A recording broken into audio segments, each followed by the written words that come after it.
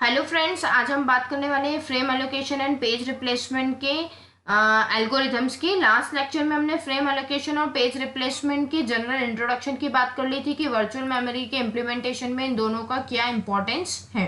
ठीक है। अब फ्रेम एलोकेशन की मिनिमम रिक्वायरमेंट कितनी है, तो ये सीपीयू या फिर प्रोसेसर के आर्किटेक्चर पर डिपेंड करता है। सपोज हमारे पास कुछ इंस्ट्रक्शन है और एक इंस्ट्रक्शन को एग्जीक्यूट करने के लिए सपोज हमें 4 पेजेस की रिक्वायरमेंट है। कैसे? हम वो जो इंस्ट्रक्शन है जहां लिखा गया है वहां तक जाएंगे और उस वो इंस्ट्रक्शन कोड सेगमेंट या कोड सेक्शन के पार्ट में लिखा है। इसके लिए एक पेज रिक्वायर्ड होगा और 2 पेजेस उस इंस्ट्रक्शन के डेटा सेगमेंट या डेटा सेक्शन पार्ट को मिलेंगे और एक पेज स्टैक के लिए होगा, स्टैक सेक्शन के लिए। एक इंस्ट्रक्शन को एग्जीक्यूट करने के लिए 4 पेजेस की रिक्वायरमेंट है। अब अगर मेन मेमोरी में 3 ही फ्रेम्स अवेलेबल है हमारे पास, ठीक है, ब्लैंक फ्रेम्स कितनी हमारे पास 3 ही अवेलेबल है या फिर उस पर्टिकुलर प्रोसेस के लिए 3 ही फ्रेम्स हमारे पास अवेलेबल है, तो एक पेज का पेज फॉल्ट होगा, वो भी किसका? स्टैक के लिए। और अब पेज रिप्लेसमेंट एल्गोरिथम लगेगी। सपोज जो पेज रिप्लेस हुआ है वो कोड सेगमेंट का है, क्योंकि पहले कोड सेगमेंट एक फ्रेम ऑक्यूपाई कर लेगा और 2 फ्रेम ऑक्यूपाई कर लेंगे डेटा सेगमेंट। अब जब स्टैक सेक्शन की बात आएगी तो उसको पेज नहीं मिलेगा, तो कोई एक को छोड़ना पड़ेगा। तो डेटा सेगमेंट छोड़ देंगे तो हमारा डेटा चले जाएगा। तो हमने कोड सेगमेंट को फ्री करवाया और उसकी जगह हमने स्टैक सेक्शन को डाल दिया। ठीक है। अब ये फिर क्या होगा? एग्जीक्यूशन स्टार्ट हो जाएगा। अब अगेन क्या होता है, यही इंस्ट्रक्शन जो है वापस कॉल होता है और इसी इंस्ट्रक्शन को वापस एग्जीक्यूशन करना है। तो अब सबसे पहले हमको किसको लोड करना पड़ता है? कोड सेक्शन को या कोड सेगमेंट को। ठीक है। कोड सेक्शन को लोड करेंगे तो उसको वापस मेन मेमोरी में स्पेस नहीं है तो हम स्टैक को आउट करेंगे और कोड को वापस इन करेंगे। तो कोड सेक्शन नहीं मिला तो पेज फॉल्ट हुआ था। ठीक है। और स्टैक को हमने रिप्लेस कर दिया किससे? कोड सेक्शन से। और ऐसा ही चलता रहेगा बार बार जब तक ये इंस्ट्रक्शन बार बार कॉल होगा। अगर किसी भी इंस्ट्रक्शन के लिए पेज फॉल्ट होता है तो उसे थ्रेशिंग बोलते हैं। और अगर हम फ्रेम एलोकेशन को सही से डिजाइन ना करें तो पॉसिबल है बहुत सारी थ्रेशिंग होना।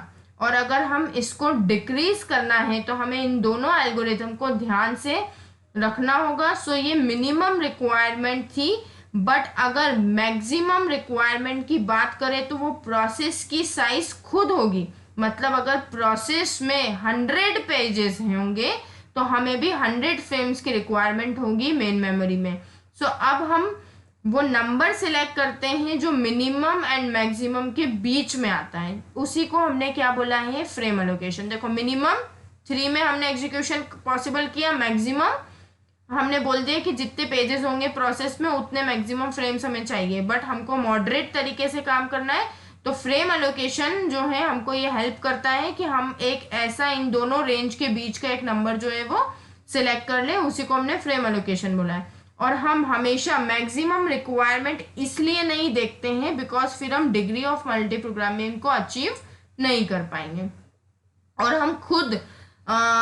हम कुछ नंबर सिलेक्ट करेंगे मिनिमम और मैक्सिमम के बीच में और उतने नंबर ऑफ फ्रेम्स अलोकेट कर देंगे उस पर्टिकुलर प्रोसेस को। तो इसके लिए कुछ स्ट्रेटेजीज हमने प्रिपेयर करी है।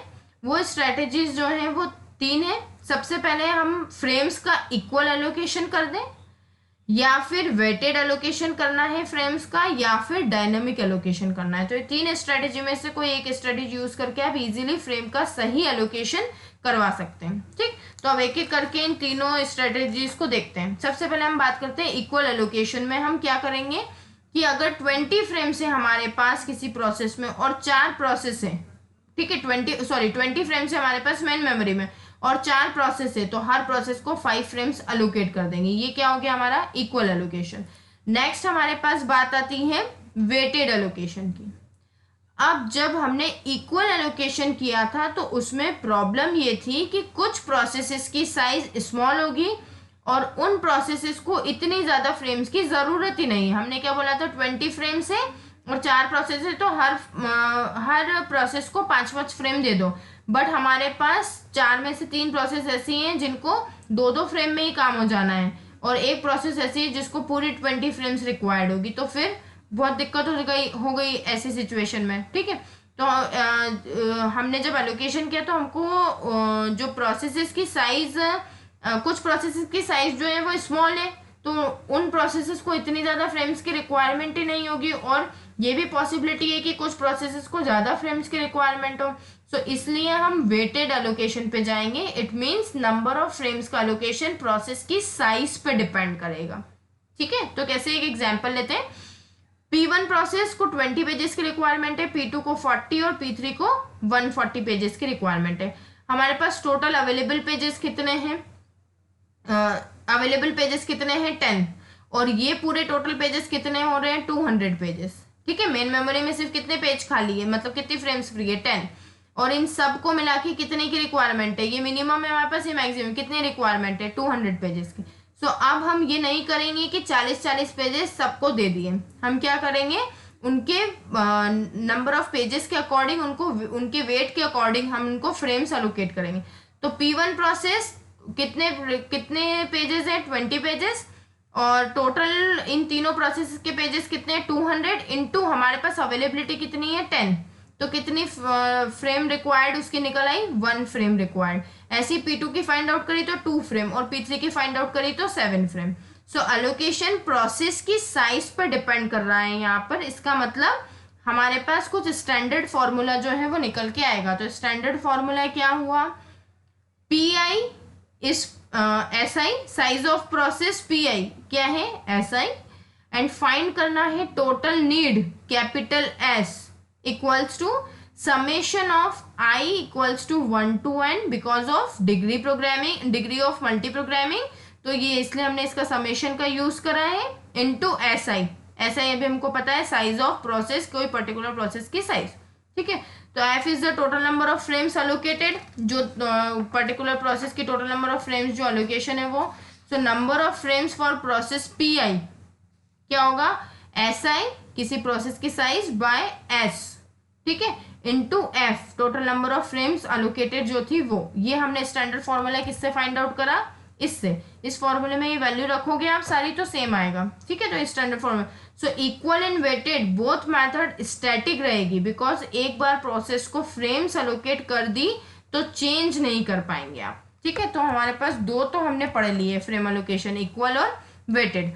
अगली बात करते हैं हम डायनेमिक एलोकेशन की। ठीक है, तो यहाँ पर नंबर ऑफ फ्रेम्स हम फिक्स नहीं कर सकते हैं। यहाँ पर हम प्रोसेस को ग्रो एंड श्रिंक के लिए परमिट करते हैं जैसी रिक्वायरमेंट होती है। सो यहाँ पर फ्रेम्स का एलोकेशन प्रायोरिटी के बेसिस पे किया जाता है, और अगर हायर प्रायोरिटी की पेजेस को और हायर प्रायोरिटी के पेजेस हो और पेजेस की रिक्वायरमेंट है और फ्रेम्स फ्री नहीं है, तो लोअर प्रायोरिटी की प्रोसेस से फोर्सफुली हम पेज लेकर हायर प्रायोरिटी के प्रोसेस को दे सकते हैं। और बहुत से ऑपरेटिंग सिस्टम सक्सेसफुली इस मेथड को यूज करते हैं। ठीक है, अब प्रोसेस को हमने फ्रेम्स तो एलोकेट कर दिए, बट अब उसमें कौन सा पेज आएगा उस प्रोसेस का, इसके लिए डायनेमिक मेथड का यूज किया जाता है बेसिकली, क्योंकि रन टाइम पे ही हमको ये पता चलने वाला है कि कौन सा फ्रेम आएगा। ठीक, तो ये तो बात हो गई किसकी? फ्रेम एलोकेशन की, तीनों मेथड्स की। अब नेक्स्ट लेक्चर में हम बात करेंगे पेज रिप्लेसमेंट टेक्निक्स की, कि कौन कौन सी है और कैसे हम उसको एग्जीक्यूट करवा सकते हैं। Okay, thank you. अगर आपको मेरा लेक्चर अच्छा लगा है तो लाइक बटन पे क्लिक कीजिए और मेरे चैनल को सब्सक्राइब करके और अपडेट्स लेते रहिए। Thank you.